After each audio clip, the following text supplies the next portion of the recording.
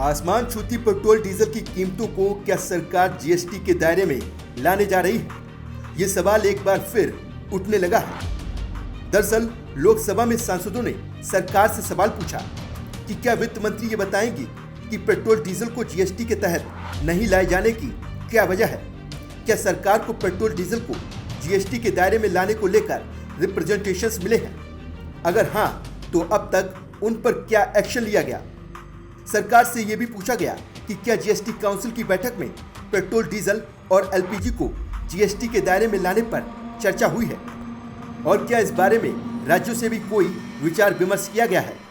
इसके जवाब में वित्त राज्य मंत्री पंकज चौधरी ने संसद को बताया कि पेट्रोल डीजल और एलपीजी को जीएसटी में शामिल किए जाने को लेकर जीएसटी काउंसिल की सिफारिश की जरूरत होगी। अभी तक जीएसटी काउंसिल की ओर से इन चीजों को जीएसटी के तहत लाए जाने को लेकर कोई भी सिफारिश नहीं की गई है। पेट्रोल और डीजल को जीएसटी के दायरे में लाए जाने को लेकर कई रिप्रेजेंटेशंस मिले हैं। वित्त राज्य मंत्री पंकज चौधरी ने साफ किया है कि जीएसटी काउंसिल में पेट्रोल और डीजल को जीएसटी के दायरे में लाने के किसी भी प्रस्ताव पर चर्चा नहीं हुई है। हाल ही में वित्त मंत्री निर्मला सीतारमण भी पहले ही कह चुकी हैं कि अगर राज्य सरकारें पेट्रोल डीजल को जीएसटी के दायरे में लाने के लिए प्रस्ताव लेकर आती हैं तो केंद्र सरकार इस पर विचार करेगी। पेट्रोल डीजल को लंबे समय से जीएसटी में लाने की बात हो रही है। इसका सबसे बड़ा तर्क यह है कि इससे लोगों को केंद्र और राज्य को मल्टीपल टैक्स देने की बजाय सिंगल टैक्स देना पड़ेगा, जिससे उन्हें कीमतों में राहत मिलेगी। लेकिन पेट्रोल डीजल को जीएसटी के दायरे में लाने से इनकी कीमतों में कितनी कमी होगी, ये समझने के लिए पेट्रोल के मौजूदा टैक्स और जीएसटी के टैक्स स्ट्रक्चर को समझना होगा।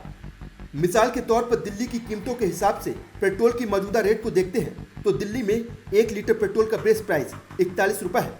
इसमें 36 पैसे माल भाड़े के तौर पर जुड़ जाते हैं। इसके बाद इसमें 32 रुपये 90 पैसे एक्साइज ड्यूटी के जोड़े जाते हैं। 3 रुपये 85 पैसे बतौर डीलर कमीशन जोड़ा जाता है।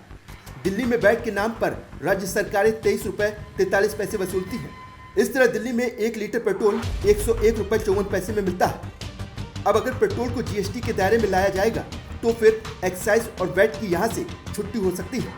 ऐसे में पेट्रोल की कीमत दिल्ली में घटकर काफी कम रह जाएगी। इसको फिर से जीएसटी की कैलकुलेशन के हिसाब से समझते हैं।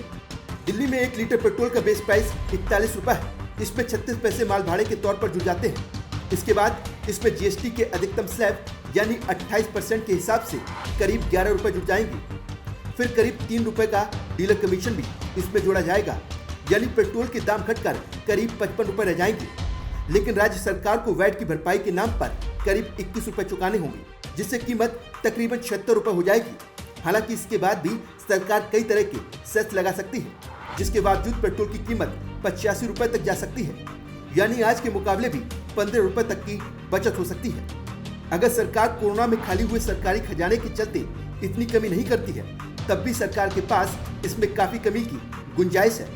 मौजूदा समय में पेट्रोल और डीजल पर केंद्र और राज्य सरकारें अपने हिसाब से अलग अलग टैक्स लगाती हैं। राज्य सरकार पेट्रोल डीजल पर वैट लगाती है, जबकि केंद्र सरकार तेल पर एक्साइज ड्यूटी लगाती है।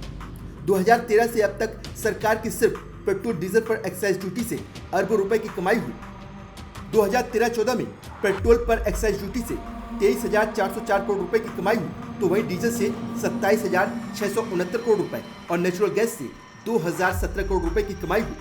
2014-15 में पेट्रोल पर एक्साइज ड्यूटी से 29,279 करोड़ रुपए की कमाई हुई, तो वहीं डीजल से 42,881 करोड़ रुपए और नेचुरल गैस से 1,998 करोड़ रुपए की कमाई हुई। 2015-16 में पेट्रोल पर 52,297 करोड़ रुपए, तो वहीं डीजल से 1,01,439 करोड़ रुपए और नेचुरल गैस से 1,903 करोड़ रुपए की कमाई हुई। 2016-17 में पेट्रोल पर 67,182 करोड़ रुपए, तो वहीं डीजल से 1,48,210 करोड़ रुपए और नेचुरल गैस से 2,095 करोड़ रुपए की कमाई हुई। 2017-18 में पेट्रोल पर 66,970 करोड़ रुपए, तो वहीं डीजल से 1,36,524 करोड़ रुपए और नेचुरल गैस से 1,416 करोड़ रुपए की कमाई हुई। 2018-19 में पेट्रोल पर 52,779 करोड़ रुपए, तो वहीं डीजल से 99,852 करोड़ रुपए और नेचुरल गैस से 1,547 करोड़ रुपए की कमाई हुई। 2019-20 में पेट्रोल पर 78,230 करोड़ रुपए, तो वहीं डीजल से 1,23,166 करोड़ रुपए और नेचुरल गैस से 1,614 करोड़ रुपए की कमाई हुई। 2020 अप्रैल से 2021 जनवरी तक पेट्रोल पर 89,575 करोड़ रुपए, तो वहीं डीजल से 2,04,906 करोड़ रुपए और नेचुरल गैस से 919 करोड़ रुपए की कमाई हुई। इस रकम को देखते हुए केंद्र और राज्य सरकारें इसे जीएसटी के दायरे में लाने के लिए तैयार नहीं है, लेकिन इतना भी तय है कि पेट्रोल डीजल की ये महंगाई अर्थव्यवस्था के लिए भी सही नहीं है। अगर सरकार यहाँ से तिजोरी भरती भी रही तो इकोनॉमी के बाकी हिस्सों पर असर हो सकता है।